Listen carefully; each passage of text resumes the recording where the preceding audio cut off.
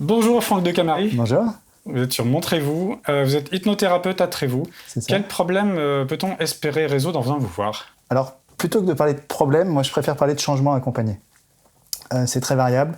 Il va y avoir des gens qui vont venir me voir pour des questions de poids, par exemple, pour de l'amincissement, tout ce qui est compulsion alimentaire, par exemple, pour arrêter de fumer, pour des accompagnements pour des deuils, pour des soucis de confiance en soi, pour des problèmes de sommeil, pour tout ce qui est angoisse, peur, des gens qui ont peur de conduire, de l'agoraphobie, de la peur de parler en public. Puis il y a des choses un peu plus positives pour des préparations à des examens, préparation au permis de conduire, des entretiens, des choses comme ça. D'accord. Alors concrètement, comment ça se passe la séance selon les cas, évidemment? Il y a des boîtes à outils. Alors la première séance en général elle est un petit peu particulière dans le sens où l'idée c'est qu'on établisse un contact avec le client. La première chose c'est que la personne commence à m'expliquer ce qui l'amène.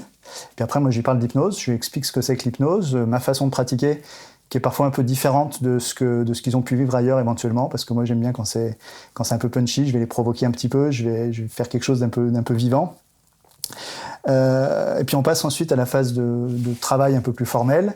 On commence par des tests sous forme de jeu pour leur montrer qu'ils sont complètement hypnotisables, que ça fonctionne sur eux. D'accord. Et puis après, il y a une phase qui s'appelle l'induction. L'idée, c'est de les faire rentrer en état d'hypnose, d'induire cet état d'hypnose.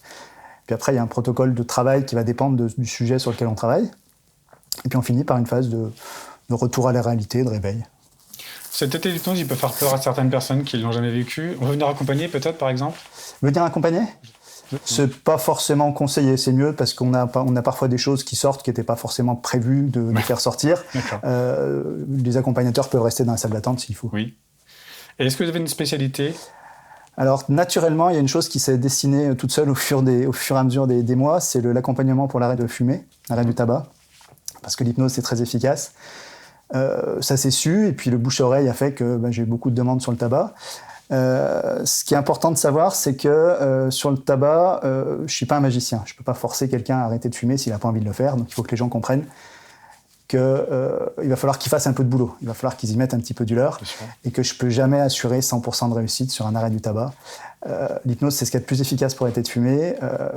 Par principe, si quelqu'un assure 90 ou 100% de réussite, évitez. D'accord. Vous restez focalisé sur le problème en question ou est-ce que vous voyez le client plus dans sa globalité? L'hypnose, c'est une méthode qui va être, on va dire, une technique qui va être solutionniste. C'est-à-dire qu'on va pas forcément essayer de comprendre pourquoi la personne va mal. Ce qui compte, c'est qu'à partir de maintenant, elle aille mieux. Donc on va faire tout ce qu'il faut pour traiter ça, sachant qu'on n'a pas besoin forcément de retourner dans le passé des gens, des choses comme ça, et de tout comprendre de leur vie. C'est plus dans leur état d'esprit présent. Voilà, c'est ça. Ouais. C'est ça. L'idée, c'est d'avoir quelque chose d'efficace et de rapide. D'accord. Alors moi, je vais me prêter au jeu pour montrer aux gens un peu comment ça se passe. Ouais. Je vous suis. Comment se passe? C'est une première séance, on va faire quelque chose d'assez rapide, évidemment. Ce que je vous propose, Aymeric, c'est de vous faire rencontrer votre inconscient. Avec plaisir, je ne sais pas si je peux dire. Vous pouvez vous mettre face à moi, s'il vous plaît? Okay. Je vais vous proposer juste de tendre les mains comme ça. Okay. L'idée, c'est de vous montrer que votre inconscient il peut faire des choses, que votre corps peut faire des choses que vous n'avez pas forcément prévu de faire. D'accord. Je vais vous proposer de tourner une des deux mains, la paume vers le ciel, celle que vous voulez. Okay.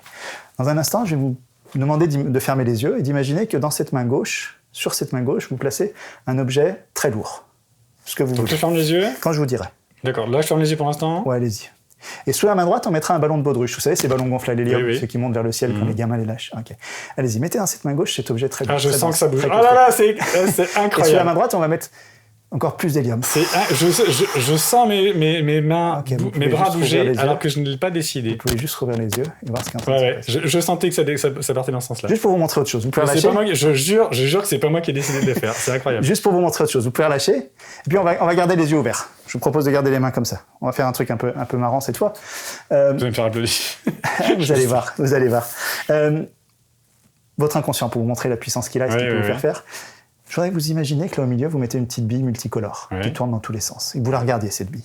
Et puis pendant que vous regardez cette bille, votre inconscient, pour vous montrer la puissance qu'il a, ce qu'il va faire, c'est que dans un instant, il va faire que vos deux mains elles vont se rapprocher maintenant, comme si elles étaient attirées, comme si elles étaient aimantées, comme s'il y avait un immense aimant dans chacune des mains qui font qu'elles commencent à se rapprocher comme ça. Et ça continue à se rapprocher de plus en plus vite, de plus en plus fort. Vous sentez l'espace qui est en train de se diminuer entre ces deux mains. Cette main qui va un peu plus vite que l'autre, qui est en train de se rapprocher encore et encore. Alors, quand on voit quelque chose comme ça, on peut se dire que c'est purement physiologique, que c'est juste une fatigue au niveau des épaules. Non, je le sens. Tout à l'heure, je l'ai senti très. Ce qui va être intéressant. Là, je sens moins. Quand je vais claquer je des doigts, visualise la bille. Quand je vais claquer des doigts, elles vont s'écarter. Là, maintenant, elles se repoussent. Voilà. Vous sentez celle-là qui est repartie? Très subtil. C'est très subtil. Mais Mais je sais que je suis un petit peu dur là-dessus. Un peu plus marrant, c'est quand je vais reclaquer des doigts, il y en a une qui va monter, l'autre qui va descendre. Maintenant, une qui monte, une qui descend. Ok, vous pouvez lâcher.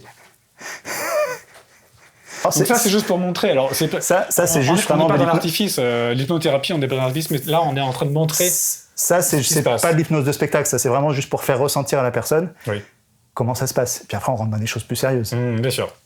On va parler un peu de votre parcours. Comment vous êtes arrivé à l'hypnothérapie, vous? Alors moi, j'ai une formation scientifique. À la base, j'ai une formation d'ingénieur. J'ai commencé par des postes techniques, puis des postes d'encadrement dans l'industrie automobile, dans l'industrie aéronautique. J'ai encadré pas mal de monde, j'avais des grosses équipes. Et puis à un moment, vers 40 ans, un gros pépin de santé qui a fait qu'il a fallu que je me réoriente pour avoir moins de stress, pour pouvoir adapter un petit peu mes horaires.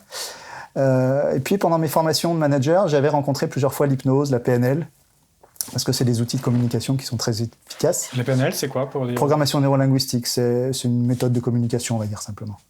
Vous pouvez nous en dire un peu plus? Et le lien avec l'hypnothérapie? Alors la PNL et l'hypnose sont très très liés, dans le sens où ça va être une façon d'utiliser le rapport et le langage, pour dire simplement. D'accord. Voilà. On va modéliser des fonctionnements qui marchent bien, et puis on va essayer de les appliquer pour résoudre des problèmes. Ok. Et donc du coup, je me suis orienté naturellement sur l'hypnose, parce que ce qui me plaisait le plus, en plus, dans mes anciens jobs, c'était d'accompagner les gens, les accompagner, de les faire grandir en tant que manager. Donc du coup, je me suis formé dans une des plus grandes écoles en Europe. Je me suis formé sérieusement pendant longtemps, je continue à me former régulièrement et j'ai ouvert le cabinet ici à Trévoux en 2018. Et alors, vous vouliez faire un petit cadeau pour nos auditeurs? Ouais, pour toutes les personnes qui viendront de la part de TV Montrez-vous jusqu'au 30 juin, ça sera 10 € de réduction sur chaque consultation. Génial, merci beaucoup. De rien, bonne journée. À très bientôt sur TV Montrez-vous. Au revoir. Au revoir.